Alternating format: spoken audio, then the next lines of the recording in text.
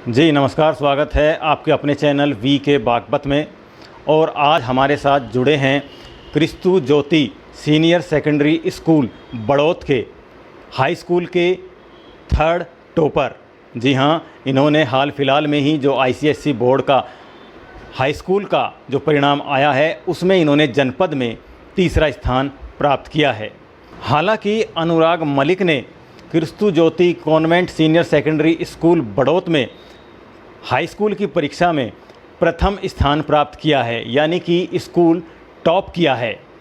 और जनपद बागपत में इनकी आईसीएसई बोर्ड की हाई स्कूल की परीक्षा में तृतीय स्थान आया है।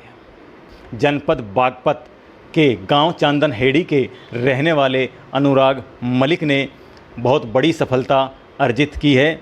आइए उनसे बात करते हैं और जानते हैं इस सफलता को प्राप्त करने में उनके सामने क्या क्या चुनौतियां रही, किस शेड्यूल से वो पढ़े। ये सब जानने के लिए आइए चलते हैं अनुराग मलिक के पास। तो अनुराग मलिक, सबसे पहले आपको बहुत बहुत बधाई। साथ ही साथ में भाई साहब आपको भी बहुत बहुत बधाई कि बेटे ने आईसीएसई की हाई स्कूल की बोर्ड परीक्षा में जनपद में तृतीय स्थान प्राप्त किया है। जी, तो सबसे पहले मैं ये जानना चाहूँगा कि जैसे आपने तृतीय स्थान प्राप्त किया इस परीक्षा में हाई स्कूल बोर्ड की में, तो क्या कुछ पहले से आपको आभास हो गया था परीक्षा देने के बाद कि आपकी कोई रैंक बनेगी जनपद बागपत में? जी, रैंक का तो नहीं था, लेकिन ये था कि अच्छे नंबरों से मैं पास होऊंगा। और पहले से ही तैयारी अच्छी थी और पेपर्स भी सारे अच्छे हुए थे, तो इसलिए ये था कि नंबर और परसेंटेज मेरे ठीक आ जाएंगे। तो इसके लिए हम जानना चाहते हैं कि आपके थ्रू आज हम ये ज़्यादा से ज़्यादा मैसेज देना चाहते हैं ज़्यादा से ज़्यादा छात्रों को कि वो किस प्रकार से तैयारी करें ताकि वो भी आपकी तरह अच्छे अंक प्राप्त कर सकें। देखिए, एक चीज़ है कि आप कंसिस्टेंट हो अपनी पढ़ाई में, आप डेली बेसिस पर अपना रिवीजन करें। और ये नहीं कि आप एक दिन पढ़ रहे हैं 6 घंटा और अगले दिन आपने वो ड्रॉप कर दिया है। आप कंसिस्टेंट होकर पढ़ाई करिए और जितनी भी टाइम आप पढ़ाई कर रहे हैं उसमें आप फोकस अपना पढ़ाई पर रखिए, पूरा सब्जेक्ट पर रखिए। इधर उधर अपने माइंड को कहीं डाइवर्ट मत होने दीजिए। जी, तो वो कौन से विषय हैं जिनमें आपने 100 आउट ऑफ 100 प्राप्त किए हैं? साइंस में मैंने 100 आउट ऑफ 100 प्राप्त किए हैं, फिजिक्स, केमिस्ट्री और बायो में। जी, तो इन सब में आपने 100 आउट ऑफ 100 प्राप्त किया है। तो वो कौन सा विषय रहा जिसने आपको तीसरे रैंक पे ले गया? क्योंकि आपसे पहले 2 रैंकर और हैं जो कि 98.2% पर द्वितीय स्थान पर हैं और 99% पर जो हैं उर्वशी जैन हैं खेकड़ा से। तो वो कौन सा विषय रहा जिसमें आपके मार्क्स ने आपको तीसरे स्थान पर रखा? जी, इंग्लिश फर्स्ट जो होता है, ग्रामर जो है, उसमें मेरे सबसे कम मार्क्स हैं। 93 मार्क्स मैंने प्राप्त किए हैं। तो उसमें मुझे लगता है कहीं ना कहीं थोड़ी तैयारी में कमी रह गई, जिस वजह से मैं थोड़ा पीछे रह गया। एक ट्यूशन का बहुत बड़ा रोल बताया जाता है, ऐसा पेरेंट्स के बीच में है, हमारे समाज के बीच में है ऐसा कि बच्चों को ट्यूशन ज़रूर चाहिए होता है, बिना ट्यूशन के काम नहीं चलता है। तो क्या आपके साथ कुछ ऐसा हुआ? आप भी ट्यूशन लेते थे? जी नहीं, मैंने कभी अपनी लाइफ में कोई ट्यूशन नहीं किया है। और मेरा ऐसा मानना है कि सबसे इम्पोर्टेंट जो आपकी पढ़ाई में होता है वो आपकी सेल्फ स्टडी होती है और आप कितनी मेहनत कर रहे हैं और आपके कंसेप्ट्स कितने क्लियर हैं। आपके मन में किसी भी सब्जेक्ट को लेकर कोई डाउट नहीं रहना चाहिए। अगर कोई डाउट है तो आपको तुरंत क्लियर करना है। और भारत के जो फिजियोलॉजिस्ट हैं H.C. वर्मा, उन्होंने कहा है कि जब तक आपको बैसाखियों की ज़रूरत नहीं पड़ती है आप किसी बच्चे को बैसाखी मत दीजिए। वो ट्यूशन को बैसाखी की तरह मानते हैं कि जब ज़रूरत पड़ती है किसी बच्चे को तभी दीजिए। आजकल ये मानना है कि ट्यूशन सबके लिए ज़रूरी है, लेकिन मैं कहूँगा कि यदि कोई बच्चा अपने से सेल्फ स्टडी करके मेहनत कर रहा है और उसके कंसेप्ट क्लियर है तो अच्छे मार्क्स स्कोर कर सकता है। जी, तो यहाँ पर एक बहुत महत्वपूर्ण बात अनुराग मलिक ने कही है कि इन्होंने जो प्राप्त किया है, जो सफलता प्राप्त की है, उसमें ये पूरा श्रेय जो है वो स्वाध्याय को देना चाहते हैं, यानी सेल्फ स्टडी को देना चाहते हैं। और स्वाध्याय के द्वारा ही इन्होंने ये बड़ी सफलता प्राप्त की और अन्य छात्र छात्राओं को भी ये मैसेज दे रहे हैं कि स्वाध्याय के द्वारा ही इस सफलता को आप भी प्राप्त कर सकते हैं। आइए प्रश्नों का दौर आगे जारी रखते हैं और आगे बात करते हैं। तो जैसे कि आपने बताया ट्यूशन के बारे में कि एक बैसाखी के रूप में इसको माना जाता है, तो तब तक ट्यूशन ना दिया जाए जब तक बच्चा ना कहे या पेरेंट्स को ऐसा एहसास ना हो कि उसको ज़रूरत है उस चीज़ की। कभी कभी देखने में आता है कि एक ट्रेंड सा बन गया है, बच्चा स्कूल से आएगा, स्कूल से आने के बाद में फिर उस पर बैग लाद दिया जाता है, उसको ट्यूशन भेजा जाता है। कहीं ना कहीं शायद ये डर पेरेंट्स के मन में बना रहता है कि कहीं बच्चा कमज़ोर ना पड़ जाए। अच्छे बच्चे भी हमने ट्यूशन जाते हुए देखे हैं, हालांकि जो अनुराग मलिक हैं वो इसके अपवाद हैं। और ऐसा ही कुछ सुनने को मिला था जब हम इंटरव्यू ले रहे थे उर्वशी जैन, जो कि डिस्ट्रिक्ट टॉपर हैं आईसीएससी बोर्ड की हाई स्कूल की छात्रा। उन्होंने भी इस बात पर जोर दिया कि उन्होंने जो है वो ट्यूशन को ज़रूरी नहीं मानती हैं और उन्होंने खुद भी 9th और 10th में कोई ट्यूशन नहीं लिया था। तो जैसा कि अब आपने हाई स्कूल पास कर लिया है, तो आगे की क्या रणनीति रहेगी? मैं जानना चाहता हूं कि आप क्या बनना चाहते हैं।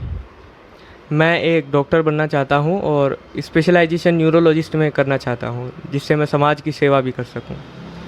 आपने न्यूरोलॉजिस्ट की बात कही है, तो यही क्यों आपने चुना? क्योंकि इसके जो चिकित्सक हैं वो बहुत कम हैं, या समाज में आने वाले समय में इसकी बहुत ज़्यादा ज़रूरत पड़ेगी? क्या सोच करके आपने ये डिसाइड किया? आज के समय में न्यूरोलॉजिस्ट के चिकित्सक भी कम हैं और अच्छे डॉक्टर्स यदि होते हैं तो काम कर सकते हैं। मैं चाहता हूं कि गांव के हर कोने तक मैं चिकित्सा को पहुंचा सकूं और जो गरीब लोग हैं उनकी भी सेवा कर सकूं, ताकि बिना किसी ज़्यादा फीस के वो भी अपना उपचार करा सकें। तो ये बहुत एक बार दोबारा से बड़ी बात कही है अनुराग मलिक ने, क्योंकि मैं आपकी जानकारी के लिए बता दूं, जो अनुराग मलिक हैं वो जनपद बागपत के गांव चांदन हेड़ी से हैं और गांव के छात्र होने के नाते इन्होंने महसूस किया है कि कहीं ना कहीं जो नगरीय क्षेत्र हैं वहाँ पर तो स्वास्थ्य सेवाएं अच्छी होती हैं, लेकिन जो ग्रामीण क्षेत्र है कहीं ना कहीं वहाँ पर स्वास्थ्य सेवाओं की आज भी वर्ष 2022 में कमी बनी हुई है। इसी को महसूस करते हुए इन्होंने यह डिसाइड किया है कि ये अपनी सेवाएं गांव तक ज़्यादा रखेंगे। हमें बहुत अच्छा लगा आपके ये विचार जानकर के अनुराग मलिक। तो अनुराग, हम जानना चाहेंगे कि आपकी सफलता में आपके विद्यालय के शिक्षकों का क्या रोल रहा? मेरे विद्यालय के शिक्षकों, प्रिंसिपल सिस्टर और मैनेजमेंट स्टाफ का बहुत बड़ा योगदान है मेरी सफलता में। उन्होंने मुझे मोटिवेट किया है, मुझे इंस्पायर किया है कि मैं कुछ कर सकूं, और बार बार वो मुझे मोटिवेट करते रहे, कहते रहे कि आपको कुछ करना है, आप कर सकते हैं। और जब भी मैं अपनी हिम्मत हार सकता था उस समय में भी उन्होंने मेरा साथ दिया है और वो हमेशा मेरे साथ खड़े रहे। कोई भी डाउट यदि मुझे किसी भी सब्जेक्ट में होता था तो हमारे स्कूल के सभी teachers free to ask mode में रहते हैं कि कभी भी आप कोई भी चीज़ उनसे पूछते हैं तो वो तुरंत अपना जवाब जो है हमें समझा देते थे। तो ये अनुराग मलिक को आप सुन रहे थे, जिन्होंने बताया कि विद्यालय की तरफ से पूरा सहयोग उनको मिला और जब भी इन्होंने कोई प्रश्न पूछा तो इन्होंने उनके लिए एक फ्रेज यूज किया है, फ्री टू। क्या फ्रेज यूज किया है अनुराग आपने? Free to ask.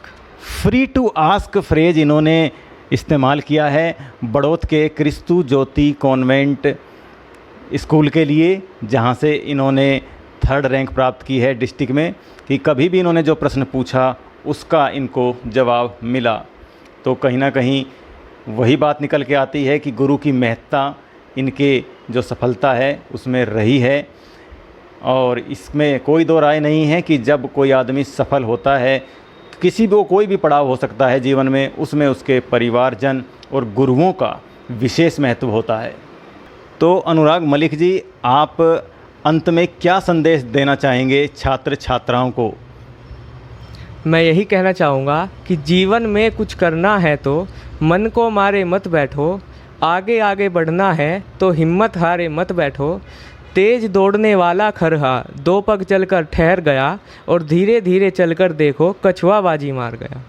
धन्यवाद। बहुत ही बढ़िया आपने बात कही है। देखिएगा, एक इंग्लिश में कहावत है कि slow and steady wins the race, और कहीं ना कहीं ये सब चीज़ें हमारे पास, हमारी जो प्राइमरी एजुकेशन रही है उस समय हमें सिखा दी जाती है, लेकिन खेद का विषय है। बाद में हम इन सब चीज़ों को भूल जाते हैं और इतनी आपाधापी में आ जाते हैं कि हम अपने मूल अस्तित्व को ही भुला देते हैं। आप सभी ने पढ़ी होगी कछुए और खरगोश की कहानी। हमें खुशी है कि अनुराग मलिक को आज भी वो कहानी याद है और उसी पर वो चल रहे हैं, और अन्य जो छात्र छात्राएं हैं जो हमें देख रहे हैं, आपको भी ये संदेश दे रहे हैं कि slow and steady wins the race. जो कंसिस्टेंट है, जो निरंतर प्रयास करता है, उसको बड़ी सफलता अवश्य प्राप्त होती है। तो ये आज हमारे साथ थे ICSE बोर्ड क्लास 10th के 3rd डिस्ट्रिक्ट टॉपर। और अब हम बात करेंगे अनुराग मलिक के पिताजी संदीप मलिक जी से। उनका क्या कुछ कहना है और वो क्या सोचते हैं इस सफलता के बारे में। जी संदीप जी, बहुत बहुत आपका।